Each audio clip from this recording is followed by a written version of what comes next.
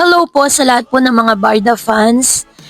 Miss Barbie Forteza, nakapili na kung sino nga ba ang nais makasama ngayong Pasko. But before that, if you haven't subscribed yet to my YouTube channel, please don't forget to like, share, and subscribe at hit mo na rin ang notification bell for more showbiz updates. Bago tayo of course magpatuloy sa ating updates for today's video, of course nais kong pasalamatan kayo for always watching and trusting this channel. Thank you so much sa inyong panonood at palagi ang pagsubaybay sa mga updates po natin. Maraming salamat po. And this time, bago tayo magpatuloy, of course, meron tayong mga napili sa comment section, kung saan ito yung tinatawag nating comment of the day, kung mga comments po ninyo sa ating last update. Sabi ni Miss Anita, "Thanks Miss Darreds as always, fair and balanced reaction as always. Plus your captions are always appreciated. Missing Barda." Sabi ni Miss Regina, "Amigo, blooming si Barbie. Iba ang ganda niya ngayon, kahit si David blooming din, iba talaga pag in love." Sabi ni Miss Tess, "Thank you Miss Darreds, congratulations Barda, just keep working together." Yan. Sabi ni Miss Celia, si Barbie nagtaba siya kasi okay lang, maganda naman si at David. Huwag ka nang paligoy-ligoy, puntahan at ligawan mo na si Barbie, hindi siya mapantayan. Lahat nasa kanya na at may humahanga sa kanya, sayang lang kung hindi mo gawin yun. Love you Barda. Ayan. So ito yung kanyang komento at ito po yung kanyang mensahe para po kay Barbie at kay Mr. David Licauco, no? Dahil talagang lalo na po ng katatapos lang ng kanilang party, grabe po yung aurahan doon ni Miss Barbie Forteza. Another comment, sabi ni Miss Esther, "Para nang nakatatamad ng subaybay ng Barda, wala kang makikitang effort kay David. Kahit katiting, parang masabi lang na i-care a lot for Barbie, puro lip service lang ang alam niya. Hindi man lang nag-effort na umattend sa Sparkle 30. Kahit sandali lang to join Barbie, parang pwede niyang i-take for granted si Barbie, puro paasa lang sa fans." Yan, sabi ni Miss Juliet Macato, "Go Barda, support din kayo, real or real. Masaya kami, makikita kayo magkasama kahit sa maikling oras lang." Ayan. So, medyo malaking usapin kasi talaga doon sa hindi pagpunta ni Mr. David Licauco doon po sa Sparkle Party, no? Dahil syempre, nandun si Miss Barbie yun ang inaasahan nating lahat. Pero may mas mabigat na rason kasi si David Licauco kung bakit hindi po siya present sa party. Yun ay pag-uusapan natin sa next update natin. Pero naging trending at pinag-usapan ng ilan sa mga aurahan ni Miss Barbie Forteza na talaga namang very giving yung kanyang mga damit, talagang pinaghandaan niya to at pati makeup niya bagay na bagay sa kanya ng gabing yan. Talagang ipinakita ni Barbie Forteza na totoo nga yung mga sinasabi po ng ilang mga netizen at ilang mga talagang taga-subaybay ni Barbie na may sarili daw ring light si Miss Barbie, no? So sa gabing yon ay pinakita po ng ilan sa mga A-lister star ng Sparkle, no, ng 30th year po nila in existence, na talagang deserve po ng lahat ng mga artista na i-flex yung kanilang mga talent. At isa sa mga highlights doon si Miss Barbie Forteza kasi nga, 'di ba, very grateful nga siya na umabot pa siya sa ganitong taon ng Sparkle. Pero alam niyo po ba na mas marami po ang tumaas ang kilay ng interview si Miss Sanya Lopez patungkol po dun sa kanilang pagiging or rekindle their siblings closeness matapos po daw di umano ang paghihiwalay ni Jack at saka ni Barbie Forteza. Ang dami po mga naintriga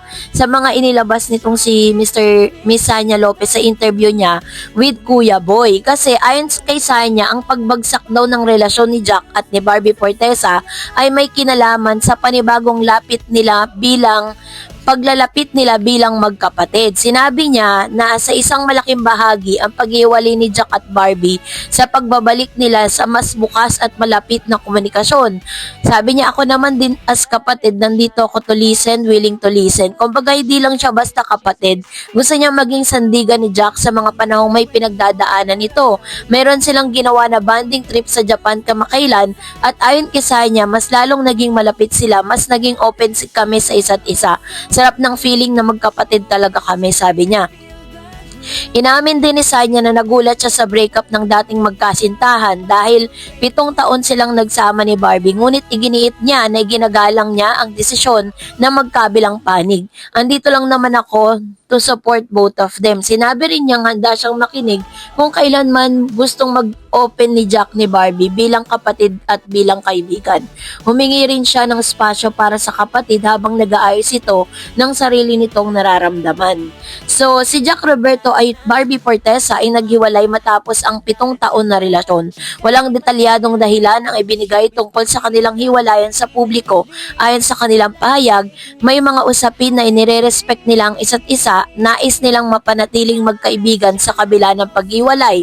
So, dahil po dito, parang sinasabi ng mga netizen na syempre alam nyo na may mga positibo at negatibo, no? Mahalaga kasi yung papel na ginagampanan ni Sanya bilang kapatid ni Mr. Jack Roberto sa suportang emosyonal, pagkikinig at nagpapakita ng maturity at pagmamahal sa pamilya. Pero naintriga lang talaga yung mga netizen dahil nga parang sinasabi nila na kasalanan daw ba ni Miss Barbie Fortesa na hindi sila ganun ka-close or hindi nagkaroon ng rekindle yung kanilang closeness nung magkarelasyon pa si Miss Barbie tsaka si Jack. Syempre po, 'di ba, bilang magkapatid silang dalawa, magkasama naman sila sa isang bahay, 'di ba? So, pero wala naman po nasabing di maganda si Miss Sanya. So, panoorin natin ang statement ni Miss Barbie Fortesa dito. To be more personal and intimate with my family. So, I think mas i-explore ko yung Google Gemini, yung Smart AI Office to help me. Kasi hindi ako ganun kagaling magluto.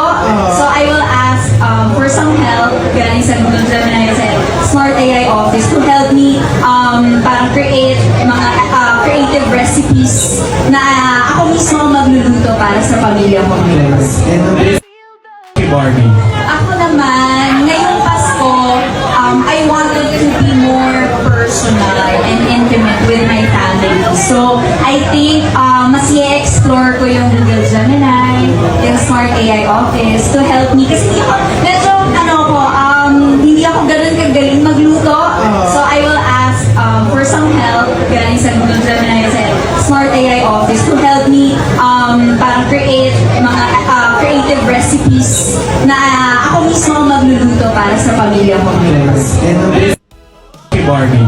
Ako naman, ngayong Pasko, I wanted to be more personal and intimate with my family. So, I think mas i-explore ko yung Google Gemini, yung Smart AI Office to help me. Kasi hindi ako ganun kagaling magluto.